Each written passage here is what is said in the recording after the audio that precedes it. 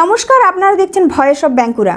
বাঁকুড়ার সব খবর, সঠিক খবর সবার আগে। বুথ সশক্তিকরণ অভিযান এবং মোদী সরকারের একাদশ বর্ষপূর্তিকে কেন্দ্র করে বাঁকুড়া সাংগঠনিক জেলার আওতায় বাঁকুড়া বিধানসভার অন্তর্গত বাঁকুড়া 2 মণ্ডলের পুরন্দপুরে এক বিশেষ কর্মশালার আয়োজন করা হয়। এই কর্মশালায় উপস্থিত ছিলেন দলের বিভিন্ন স্তরের নেতৃবৃন্দ ও কর্মবৃন্দ।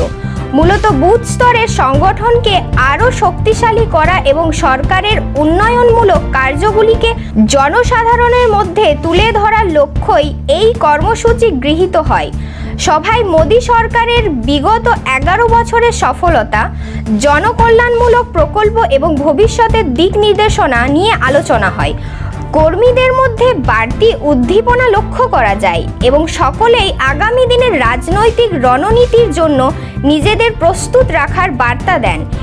এই কর্মশালা ভবিষ্যতের সাংগঠনিক কার্যক্রমকে আরও মজবুত করতে গুরুত্বপূর্ণ ভূমিকা রাখবে বলে মত নেতৃবৃন্দদের। এই ধরনের গুরুত্বপূর্ণ খবর সবার আগে পেতে আমাদের চ্যানেল সাবস্ক্রাইব করুন আর ভিডিওটি শেয়ার করতে ভুলবেন না। আপনাদের মতামত কমেন্টে জানান আর লাইক শেয়ার করে ভয়েস অফ বাঁকুড়ার পাশে থাকুন।